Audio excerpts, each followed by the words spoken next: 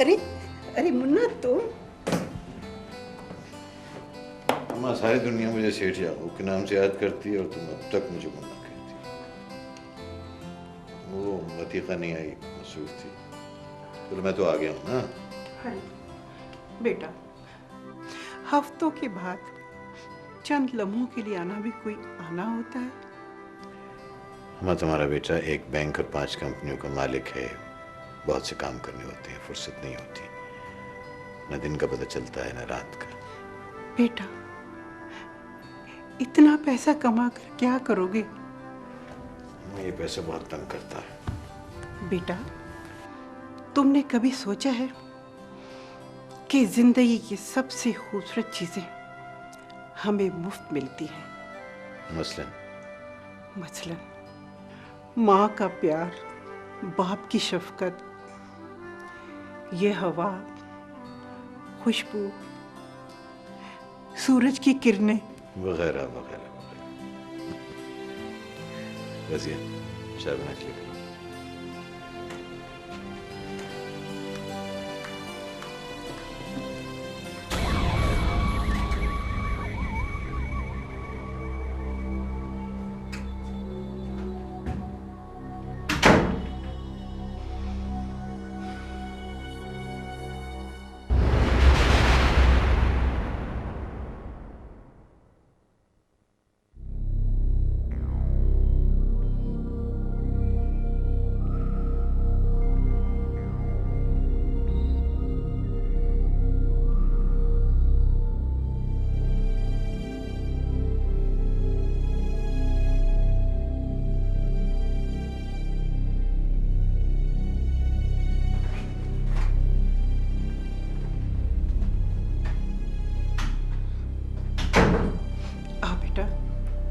मेरे पास। बेटा वो दिन कितने अच्छे थे जब हम सब लोग साथ इस घर में रहा करते थे और मैं तुम्हें सारा दिन आते जाते देखा करती थी। अम्मा कैसी बातें करती हो? मैं बैंक में एक मामूली सा क्लर्क था, पैसे पैसे को तरसते थे, खाने को ढंग से होता नहीं था। हम इतना बड़ा आदमी बन गए और तुम अब तक उन दिनों को याद कर रही हो। पैसा न था लेकिन प्यार तो था। मैं तुम्हारी आलीशान कोठियों का क्या करूं बेटा? मैं तो इसी पुराने फ्लैट में रह रही हूं, तन्हा। मत परेशान, ठीक हो जाएगा। अब उम्र ही कितनी रह गई है। अच्छा मैं इसे लड़की को इस कमरे में मत जाने दिया करूँ, वहाँ मेरे बड़े अहम कागजात रखे रहते हैं। हाँ जानती हूँ। अगर कोई पूछेगा मेरे बारे में तो क्या कहोगी? यही कहूंगी कि बेटे को देखे हुए अरसा गुजर गया है। अच्छा माँ, चलता हूँ मैं, देर हो गई। अल्लाह हाफिज।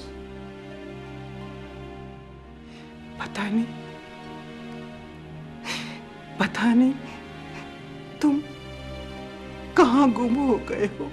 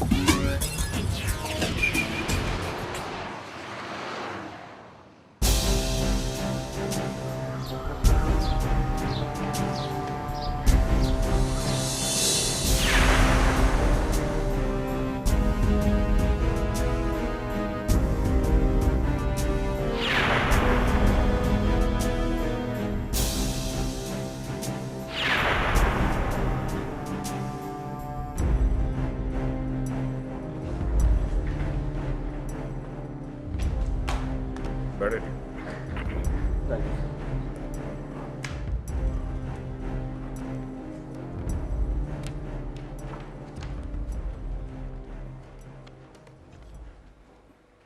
जी. सर केस की कार्रवाई शुरू करें sir. Make sure you remain to the point.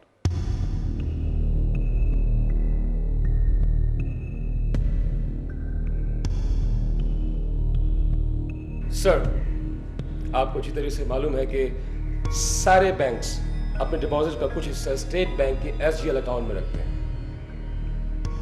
1996 में स्टेट बैंक ने अपने रूल्स चेंज करते हुए इस अकाउंट की हद 350 मिलियन से 500 मिलियन कर दी थी. दूसरे बैंक्स की तरह इस ज़ेर तफ्तीश बैंक को भी अपना ये हदफ पूरा करना था. ज़ेर तफ्तीश बैंक ये Wahdat commercial bank, Wahdat investment bank. Sir, ये दोनों बैंक वहदत ग्रुप की मिल्कियत है.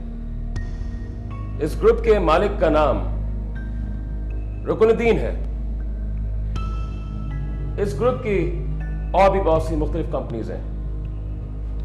मनी मार्केट में काफी असर रसूख रखते हैं. आपने देख लिया सर कि रुकनुद्दीन साहब अच्छी खासी उम्र के हैं. बज़ाहिर इस कारोबार को चलाना इनके बस की बात नजर नहीं आता. ये तासुर दुरुस्त है कि इस ग्रुप का दिमाग ये शख्स है. नाम याकूब मोतीवाला. निजी सर्कस में जादूगर के नाम से बुलाए जाते हैं. जादूगर इसलिए कि पैसे की दुनिया में शायद ही इस जैसा ज़हीन बैंकर कोई दूसरा हो. सारे करियर में जिस कंपनी या जिस बैंक में शामिल हुआ है, महीनों में उसे जमीन से आसमान पर पहुंचा दिया. मट्टी को हाथ लगाते तो सोना बन जाती है.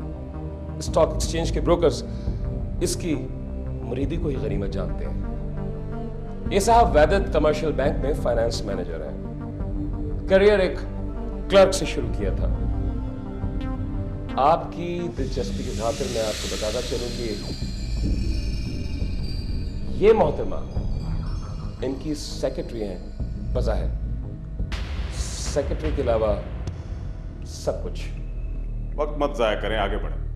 ये दोनों बैंक इस पोजीशन में नहीं थे कि 200 मिलियन एसजीएल अकाउंट में डाल सकते. इसी कमी को पूरा करने के लिए WIBL से फंड्स को WCBL की तरफ साइफन किया गया. यही वो मामला है जिसकी छानबीन का फरीजा हमें सौंपा गया है. लेकिन इसमें ऐसी क्या गैर कानूनी बात है? बताता हूं सर. WIBL से इन कर्जों का इजरा हुआ. ये सारे कर्जे जारी किए जाने के बाद WCBL में डिपॉजिट किए गए.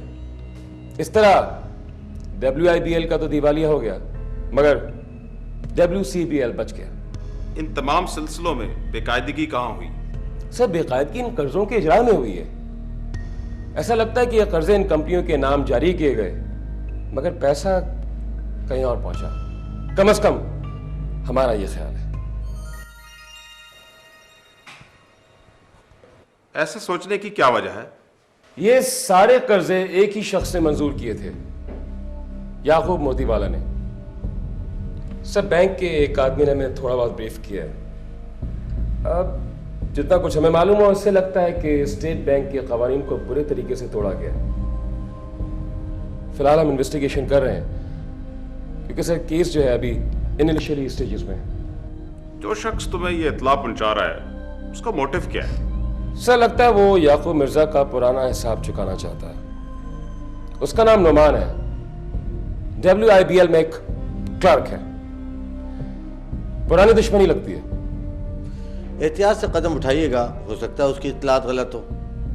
मुमकिन है वो तुम्हारे जादूगर को एम्बेरस करना चाहता हो. सकता है सर.